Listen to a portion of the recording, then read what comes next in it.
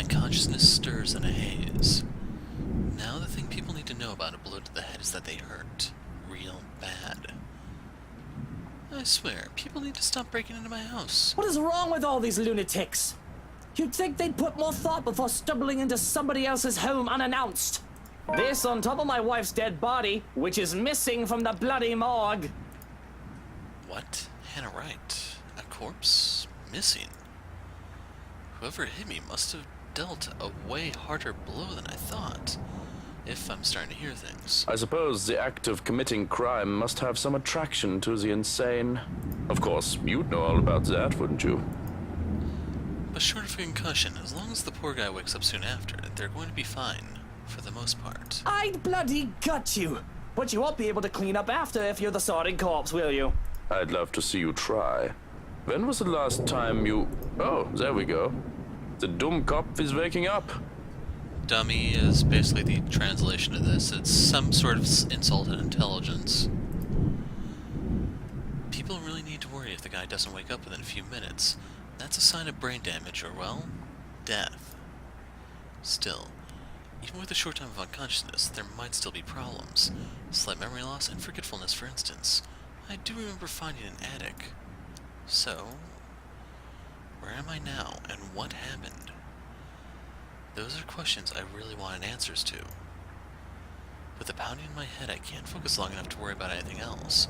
Can't remember how I got here. But aside from the fact that it feels like my mouth is stuffed with imaginary cotton, I can feel the thick tape that prevents me from asking. The only thing I really managed to vocalize, especially with the raging headache, is a muffled fuck. Surprisingly, I soon find that I'm not blindfolded. Usually it's both or the other way around. My eyes soon adjust as the image of a study swims into view. That at least answers one of my questions. Not too far from where I stand, Wright and his butler stare at me, much like how kids stare at the frog they're about to dissect. It doesn't help that I seem to be cuffed to something, with my arms raised up high. My coat is gone along with my other belongings. I don't have to wonder where they are, though, as I can spy them on a serving trolley next to a silver platter and cloche. Really doesn't bode too well for me. Huh, awake already. He's only been out a few minutes. Shrunken, did you not hit him hard enough? Shouldn't he be out longer? That rolling pin was made of metal. His skull must be very thick. I only want to knock him out, not kill him, silly man. If I really wished him dead, I could have easily targeted his pterion. That, or the back of his neck, just below the skull. Oh well, look at it this way. It is good news. This means he'll be capable of giving you the answers you seek, yes? True, true. I do have many questions for our trespasser here. Why don't we start up with the most basic of questions? Why are you here? Of course, if he starts squealing like a pig, perhaps we might need to gut him like one. What do you say, little pig? Normally I'd be insulted at being called little, but there are more pressing matters to attend to. For instance, convincing them into letting me go and making sure I, at the very least, don't die while I'm hanging like a piece of meat on a hook. Maybe I can still salvage this confusing clusterfuck of a situation. Think you can just get the drop on me, you dodgy little shit? You underestimate me, just like every other meathead out there. You really should have taken more precautions before treading into the wolves' den. Shouldn't you be trained for this? Whoever you work for sure did a shit job with you. Which is it, Which is it this time, huh? The National Crime Agency? Or were you sent to kill me? Not that being one or the other will do you any favors, of course. They wait, expecting an answer, which is ridiculous seeing as how they gagged me. Not to mention the ability to form coherent sentences is made difficult because of a serious case of fluff for brains. Did he have to hit me so hard? It was him who hit me, isn't it? Fucking scramble my brains. Even now, I'm still struggling to remember how I've ended up in this state. In the first place, why did I have to get caught now? Maybe I can talk if you remove the damn gag. I do not understand a single word he said. I think the reason for that is obvious. Would you like for me to remove it? I don't know. He looks tolerable and less of an idiot with the tape on. But it isn't fun playing 20 questions with someone I can't understand. As long as he doesn't start clucking like a noisy earth hen or start screaming for help, we should be fine. Of course, of course. Oh, the nosy ones are the worst. They piss me off so much. Oh, somebody help me, help me, help me! It's when it hits me. The woman in the attic, the mansion, and of course, it all boils down to the fucking letter again. I came here to warn him, that's the easy part. Making him believe me, on the other hand. I try to think of how I'll go about this, though words fail me. As soon as the tape is ripped off my mouth, I'm already shouting whatever I can think of. There isn't just much time. So tell me, little pig, why are you here? Did the NCA send you to apprehend me, or has somebody paid you off to kill me? It's none of that. That's not why I'm here. You have to believe me. There's someone else. I think it came from this house. There's this letter and a curse, and we're all in danger. You need to let me go, so I can help before it's too late. You saw the letter. You must have seen it. We're going to die because of it. Judging by the looks on their faces, they're not sure whether to take me seriously or not. They must think I'm a lunatic. It already took everything from me, so just listen before it takes anything else. But it's not like I can conjure up proof. Listen before it... A wave of nausea hits me, stopping me mid-sentence as I fight the urge to gag. A ringing sound starts to go off in my ear, and I nearly vomit then and there. Well, that's new and original, at least. I never heard such a sad lie before. How could a pathetic little man like you be of any help to me? Sounds like some convoluted reasoning a hitman would try to sell. You might try to kill me the moment we let you go. You're already screaming your head off after we told you not to. I'm not with NCA, all right? And I'm not a hitman. I'm an inspector with LPD, okay? But it doesn't matter right now. What matters is you untie me and we get to a safer place. I don't have time for your bullshit. Just let me the fuck go. I've got a clean conscience. I'm only trying to save you. She's coming, I tell you. I apologize. I think I did hit him a little too hard. He's already talking in riddles. Next thing you know, he'll be speaking in tongues. Please, you have to believe me. We're all in danger. Let me go, damn it. Yeah, I think that running pit did knock his brains off a bit. What do you think he's talking about? She? I can't really tell you that, as I have no idea. I don't really care to find out about every woman in your life, do I? What I can tell you is that I found a few interesting items in his coat pocket. A gun and a badge for an LPD officer. A detective, specifically. Well, at least the little pig's telling the truth. This doesn't sound familiar to you. He's the one who's been snooping about, I believe. He was also there, if my memory serves me right, at the precinct when you filed a report. Those words would have got me worrying. But with the signs of what could be a concussion popping up, I don't have the capacity to care right now. I'm more worried about the bile rising in my throat, threatening to spill from my lips. Wouldn't that be funny if I vomited on them while they tried to interrogate me? The detective inspector assigned you to look into me. Harvey did mention that. I didn't think you'd take my request to assign someone incompetent seriously. He's not NCA then, but he can still be a hitman if he's a dirty cop, can't he? Yeah, it's not improbable. I am not a hitman. And don't touch my goddamn gun, it's not a toy! Well, it might as well be. That's what a hitman would say. I'm not taking that risk, am I? I'm not going to die by acting like an idiot. Besides, I know that the investigation on me was called off by the chief inspector, so your alibi doesn't hold. You shouldn't have been here. You're still a threat. Why is he so damn paranoid? Not that I want to talk. I'm telling you, you saw that letter, didn't you? I don't know how it works, but everyone who's seen it ends up dead, or in an accident if they don't go missing entirely. I know this sounds crazy, but you have to believe me. And we're back to the madman ramblings. But yes, I think I do remember you. You're the one from the precinct the other day, aren't you? When I went there to handle that business with the other peasant. You looked so mad when I spoke about him. And that man really did break into my house. Was he your partner? Another hitman, He failed. So now you're here to finish the job. I told you I'm not a hitman! I came here to try to save your skin, asshole! Now, being rude doesn't make things better for you. Punch a guy in the gut while he has a concussion, will you? That is a terrific way to get puked on. We do have ways to make him talk, if you want to be sure. But I don't see why we don't just kill him now and dump the body. I want to know who's got a big enough grudge to throw someone at me. You know well enough we can't get answers from a caucus. Besides, I don't see why you're complaining. I know you've been looking forward to playing with him. I could do with the entertainment.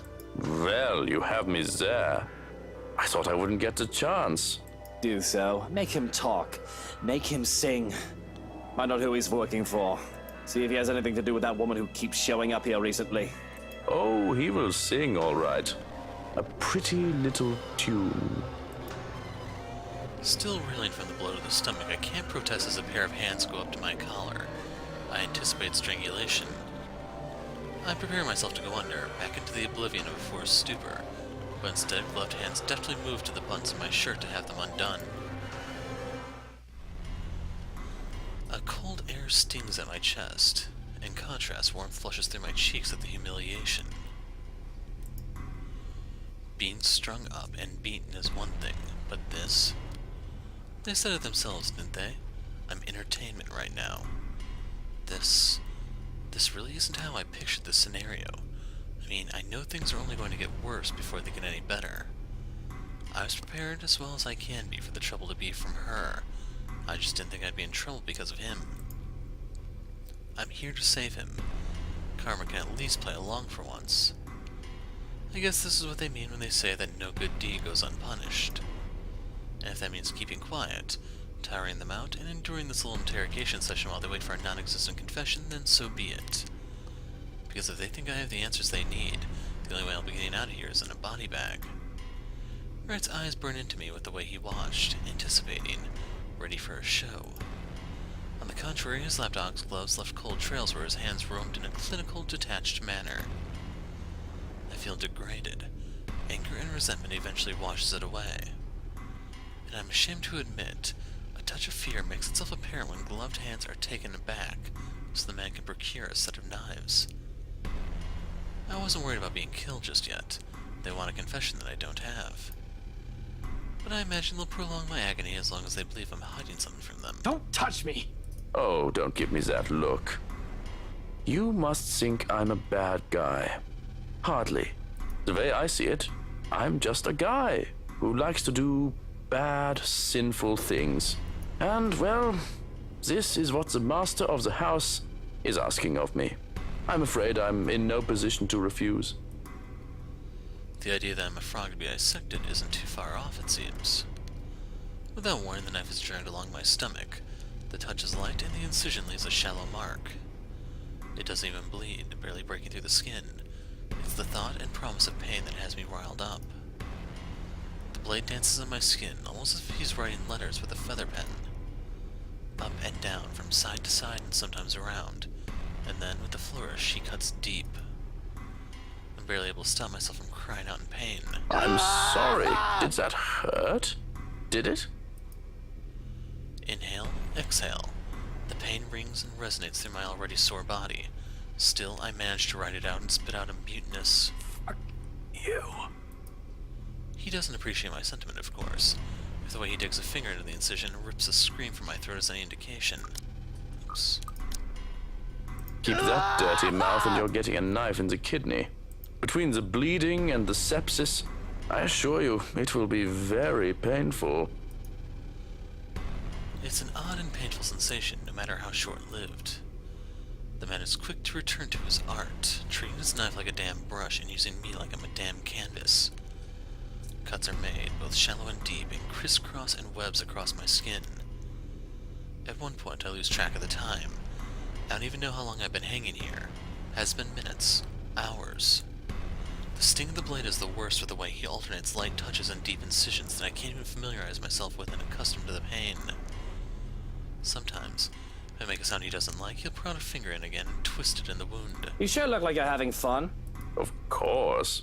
Schadenfreude is best experienced at nighttime. Would you like a turn? I don't see why not. Just gag him. He gets any louder and will attract attention. I don't want him to start rambling and whining again. He'll talk. Sooner or later. Until then, the tape goes back on. Our train doesn't prepare us to withstand torture. None of this kind. And when we're done with him, there's a nice plot of land for new daffodils. You'll make excellent fertilizer. Sounds like a plan, doesn't it? The only thing that keeps me from begging for death is the thought that I can still get out of here. Even then, it sounds like a hollow hope. While we're at it, why don't you be a good boy and close your eyes? I really don't like the way you're looking at me. If looks could kill, really, I think I'd be dead on the spot. Close your pretty little eyes unless you want me to pluck them out with a spoon. He really didn't need to threaten me by now. It's all too much to bear at this point. And without meaning to, I'm gone.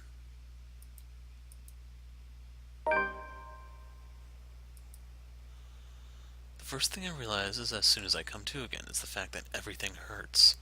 My chest and stomach especially. But in general, I just wish I can crawl into a hole, curl up, and die. I can assume they've gotten tired of slicing into me the moment they realized I was knocked out. The second thing I notice is the fact that they're gone, leaving me all alone and still handcuffed. I can't really survey the extent of the damage done to me as my shirt is buttoned back up. Though I can feel the dried blood lining my skin here and there, I can at least be grateful they didn't go through with their threat of placing a knife in my kidney. And the third thing... well, there isn't a third thing, unless one can count the realization that I'm not dead yet and put it in the list. I feel like death anyway. The gist of the situation right now is, well, this is the moment I've been waiting for. But what's the point? They're all gone. Rebecca, Zach, Isabella. I imagine they'd be mad at me if I gave up now. Still, what was I even thinking, trying to save someone like Luke Wright? If he won't listen to me, I'm saving my own neck. And I have ways to do so. Pulling myself up by the wrists, I struggle until I can reach into my hair and pull out my ever-trusty bobbies. So out of the lines done and locked. Takes a bit to maneuver and manage what should be a simple task because of how they strung me up.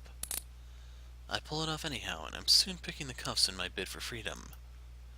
The only way to fuck things up now is if one of them walked in and caught me trying to escape, but it looks like they've retired for the night. A few twists and a click, and I'm free at last. Free to rub at my sore arms. Free to grab my coat, gun, and badge. And free to get the fuck out of here. That isn't to say I'm all better. I still feel shaky after what happened. Everything still hurts, but this is a significant improvement from my previous predicament. A walk in the park, in fact. After all, the room was locked from the inside. However, once the door swings open, an entirely different thing greets me. Only to be greeted by the kitchen, pots, pans, and all. There's confusion as I look wildly around the place, wordlessly taking in my surroundings. With each turn and shift of my eyes, apprehension slowly dawns on me like a bag of bricks.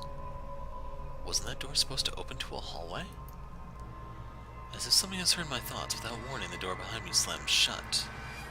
Screw right. I need to get out of here ASAP. Something has gone down with this mansion.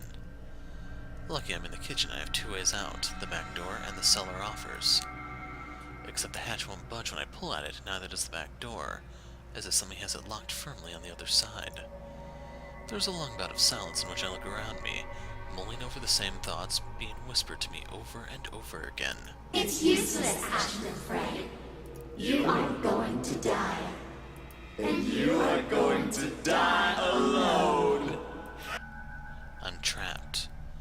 In that same moment, once realization dawns in, something shifts again. Blood.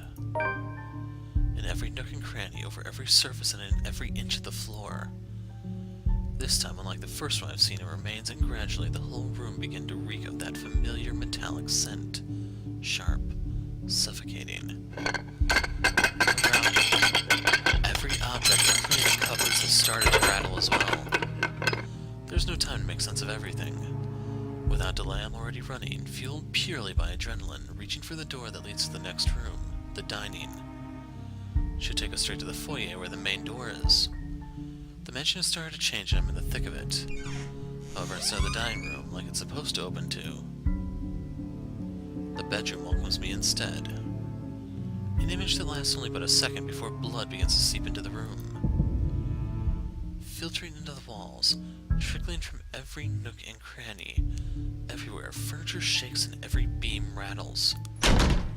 Before I can even step back from the horror gradually unfolding in front of me, the door slams shut. A loud thud bringing a sense of dread and chill creeping up in me.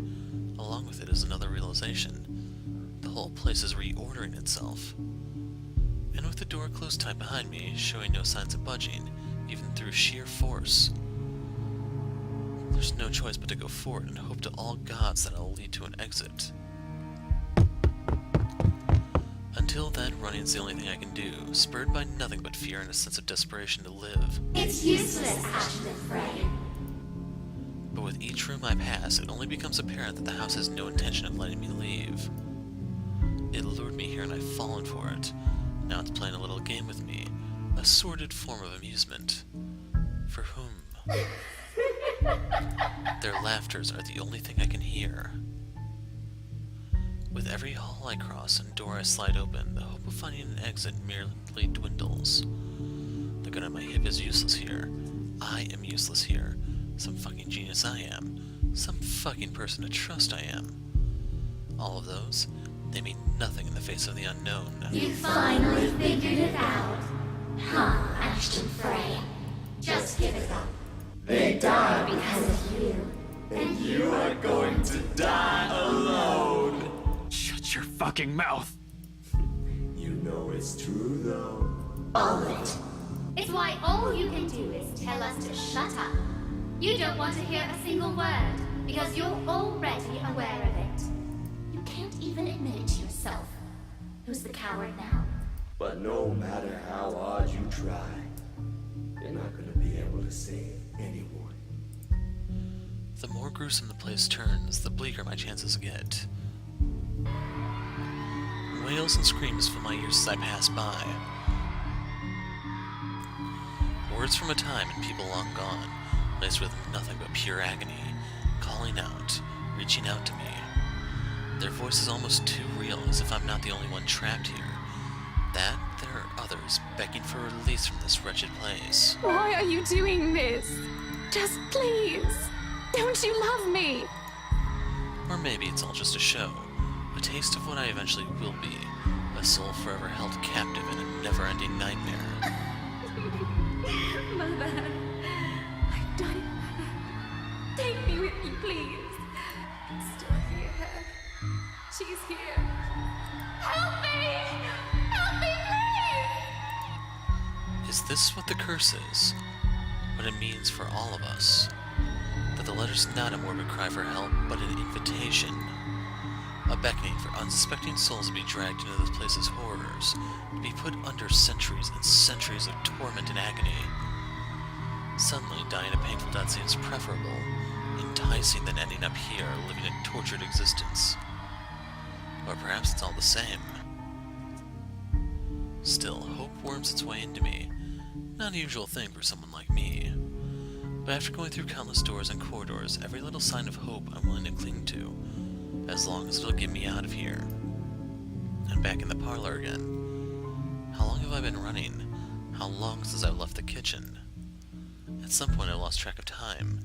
With the windows barred tight and the sounds lifting in the air, nothing but shouts and shrieks, it's impossible to tell. Not that it matters when an end is in sight. Shelves and furnishings bar the door, each stained with blood and gore. That the situation is as desperate as it is, I'll find a different way out. But there's still a gap left in the topmost part for a person to go through as long as you use the shelves to climb. It's an exit, all right. From here, I can spy the familiar walls of the foyer. Relief. Only relief washes over me. Although my legs have been strained taut by all that running, and every bone and muscle in my body ache, there's only an easing. A sense of tension relieving while energy backflows through me again at the sight of an end. Like, I think that's supposed to be energy flows back through me? I'm not sure. No sooner, I'm heading straight to it. However odd this hush is, I turn my back from it and climb up.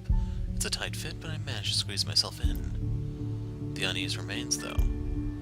Maybe it's the adrenaline still coursing through me, or how easy everything has been after living through that nightmare, fleeting as it is. But for some reason, something's still nagging at me. Call it a detective's instinct or my training or whatnot. I have a feeling something's happening and catch me unprepared. Unconsciously, before dropping down on the better side of the stream, my hand shifts to the gun at my hip. Instinct has never failed me before. My feet haven't even landed firmly on the floor when... Well, you aren't as competent as I thought.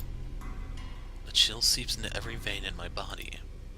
All of a sudden, every ache, every pain returns to me tenfold, and my knees threaten to buckle at the sound of his voice. Though it appears friendly, I know it is anything but. One does not spend investigating a man like him for over a year and holding a grudge against him for more without knowing everything about him. His quirks, his habits, I'm familiar with all of them. And right now, Luke fucking Wright is beyond pissed. Shifting my gaze upwards is nearly too painful knowing the danger. In front of me, something clicks, the telltale sound of a gun's safety catch being released. Call me paranoid, but at the slight gesture I draw my own and level it at him, finger on the trigger and ready to release the safety on mine in case things go south. He's quick to train his own on me, though, and just like that, we're at a standstill. Now, little pig. Manners. You're in no position to be pointing that gun at people. Despite being weak and weary after the torture I've gone through, my will to live perseveres. Being friends for so long with the likes of Isabel and Rebecca has made me more stubborn than a mule over the years. Why don't you put yours down first, and then we'll talk about manners. Oh, he talks back. The gall! You know, your kind pisses me off so much. Shooting him right now will be so worth it with the way he stares at me like I'm a damn pest. But this isn't what I've come here for. I'm not a murderer.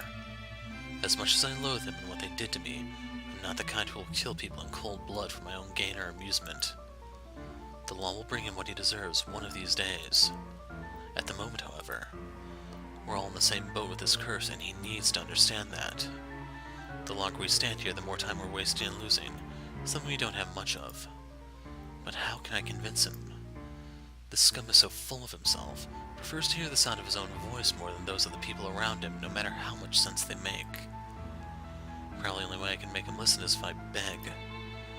No way in hell that's happening.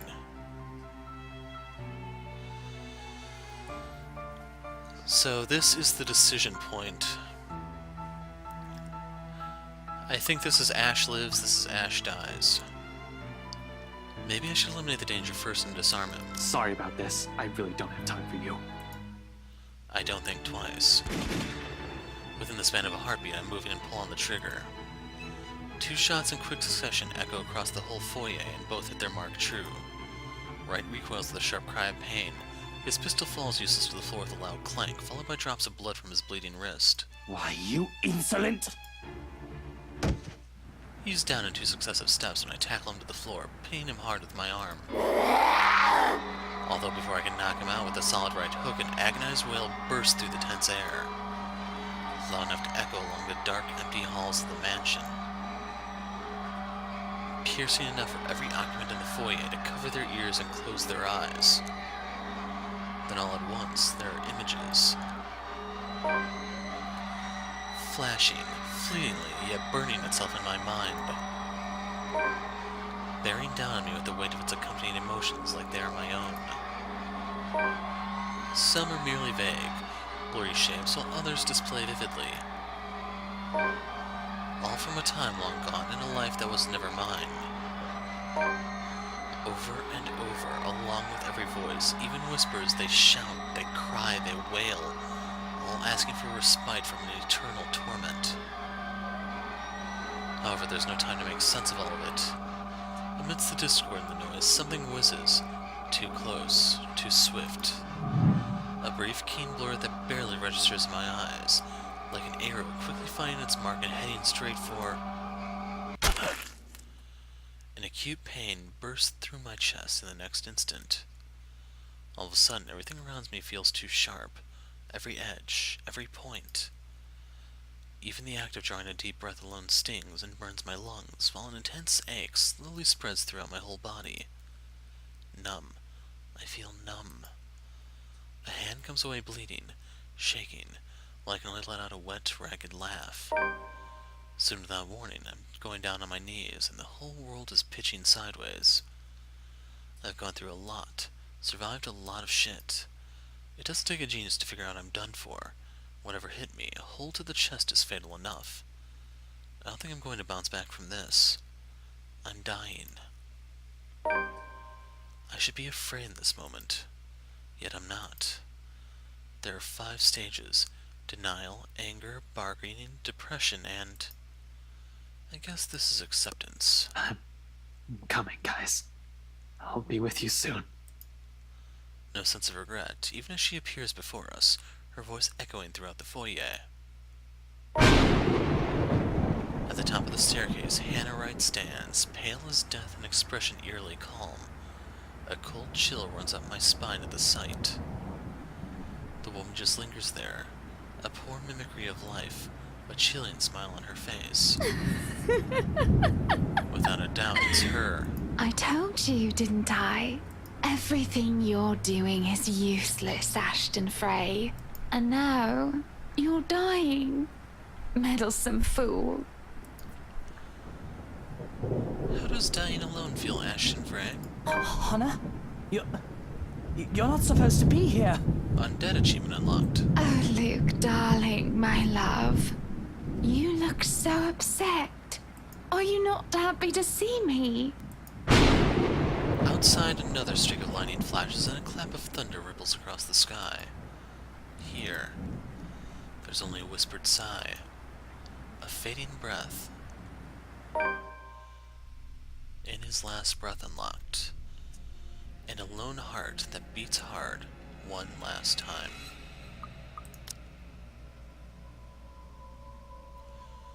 So, I'm not really seeing those marks on him exactly.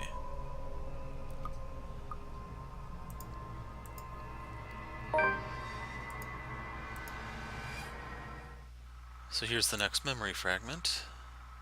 The whole witchcraft trial thing. And we've arrived at the moment everyone's been waiting for. Grim Reaper unlocked because everyone is dead.